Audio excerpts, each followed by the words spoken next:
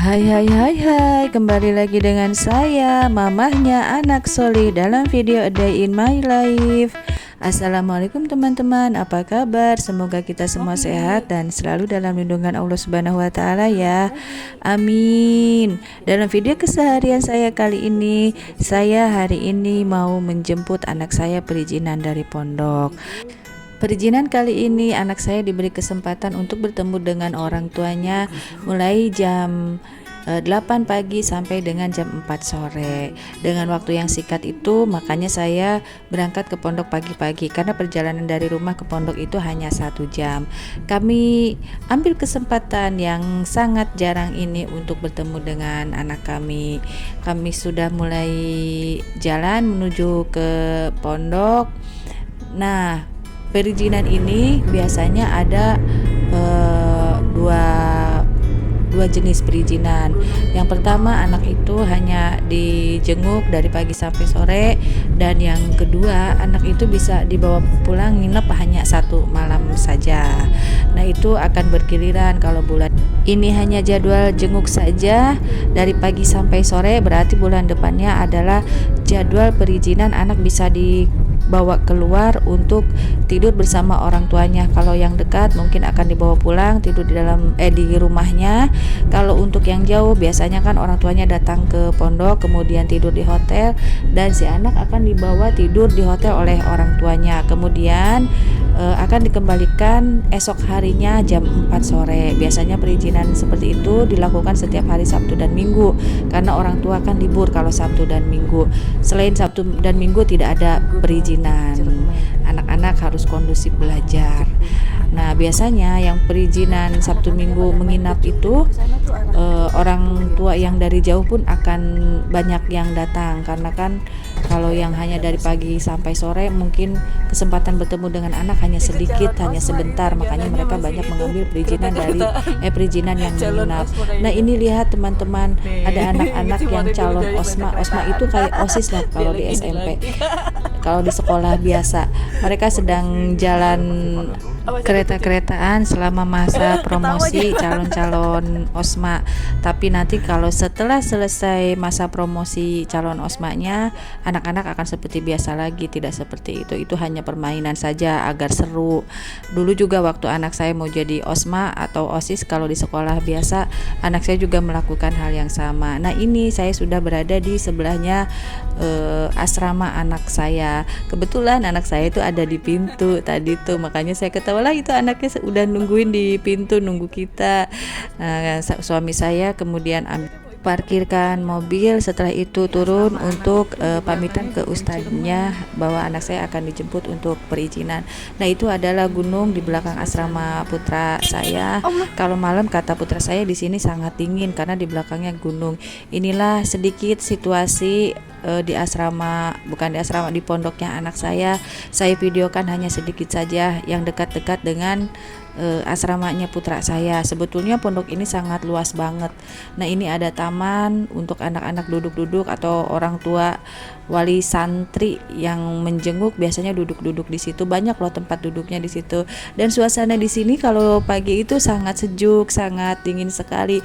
Nah, ini anak saya sedang menuju ke saya. Nah, ini dia sudah bawa buku perizinannya, kemudian salim, dan dia nggak sabar pengen cepet-cepet, ayo mah kita keluar gitu. Memang dia kalau perizinan yang hanya dari pagi sampai sore itu pengen cepet-cepet pulang. Kenapa? Karena rumah kami kan dekat, dia pengen segera ketemu dengan kamar mandi rumah kami. Dia tuh hanya rindu dengan kamar mandinya. Nah, ini papahnya lagi nego-nego, yuk kita nengokin anak temennya papa, karena temennya suami itu menitipkan anaknya ke suami atau ke anak saya ya. Kalau anak saya kan sekarang sudah kelas 9. Nah, anak teman suami saya itu baru masuk kelas 7, mungkin khawatir jadi dititipkan ke anak saya. Nah, kalau ini adalah asrama dari anaknya teman suami saya. Nah, kami tuh sengaja ke situ ingin bertemu, ingin menjenguk sebentar atau silaturahmi dengan anaknya teman suami, tapi kebetulan anaknya sedang ternyata sedang keluar, sedang tidak ada di asrama. Jadi kami putuskan untuk pulang. Sebelum pulang ke rumah seperti biasa, kami sekeluarga itu suka banget mampir di warung bubur ayam ini. Ini warung bubur ayam langganan kami. Memang enak buburnya. Pasti kami selalu mampir di sini kalau setelah dari pondok anak kami. Seperti biasa, saya kalau makan di sini pasti makannya 2 kali. Yang pertama saya makan bubur ayam dulu. Nah ini, saya makan bubur ayam 1 mangkok. Kebetulan dari semalam kan kami habis dari luar kota. Pulang malam, saya tuh malamnya nggak makan, pagi juga belum sarapan. Saya berasa lapar banget, makanya saya makan bubur yang cepat disajikan. Tapi kalau suami dan anak saya itu langsung pesannya mie rebus, bukan bubur ayam, karena memang mereka tidak begitu suka dengan bubur ayam. Kalau saya suka banget sama bubur ayam. Nah, saya sedang menikmati bubur ayam. Kalau suami dan anak saya pesanannya belum datang. Kalau duluan. Ya kan kalau bubur cepet, kalau Indomie kan lama. Teman-teman dengar kan, barusan anak saya protes. Biasa anak saya kalau saya makanannya datang duluan pasti dia protes. Ambilnya non dicari. Biasanya belum ada.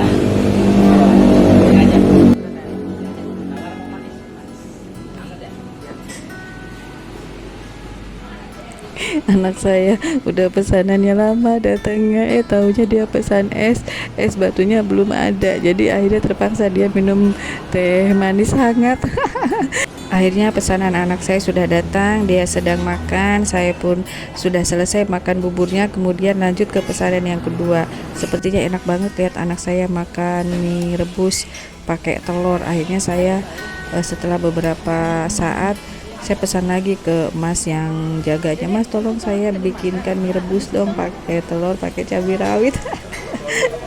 Memang mie instan itu sungguh sangat menggoda, imanku gak tahan. Akhirnya saya makan lagi 2 porsi, masya Allah bu. Pada makannya satu-satu, mama makannya 2. Bismillahirrahmanirrahim. Baca doa lagi. Allahumma barik lana fi rizqina wa qina amin. Jadi ini telurnya nggak mau.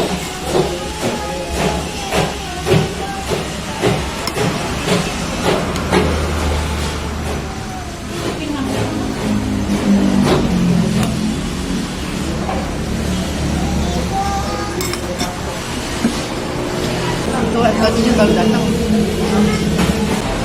Dede mau cukur rambut, sekarang aja langsung. Allah. Langsung sekarang. Biar nanti tinggal istirahat. Gak keluar lagi. Alhamdulillah akhirnya kenyang juga perutku, waktunya kita pulang. Tapi sebelum pulang anak saya pengen cukur rambut dulu, katanya dia mau dirapikan pinggirannya. Kalau nggak dirapikan takutnya nanti kena hukuman. Kalau di pondok itu gak boleh ya rambut melebihi kuping, tapi kayaknya sama deh di sekolah biasa juga seperti itu. Si rambut itu nggak boleh melebihi kuping, makanya anak saya minta potong sedikit, dirapikan saja di bawah, di atas telinganya agar rambutnya agak ke dekat telinga. Nah ini sebetulnya saya sudah mau belok ke komplek, tapi anak saya ngingetin, mama kan kita mau cukur rambut, tadinya mau cukur yang di komplek, ternyata tukang cukur yang di dalam komplek itu dia tutup, nggak buka si mamangnya, entah mungkin lagi liburan karena ini weekend. Akhirnya kita keluar komplek lagi dan menuju ke tukang cukur yang berada di dekat pasar, di dekat rumah kami, pasar dekat rumah kami ya.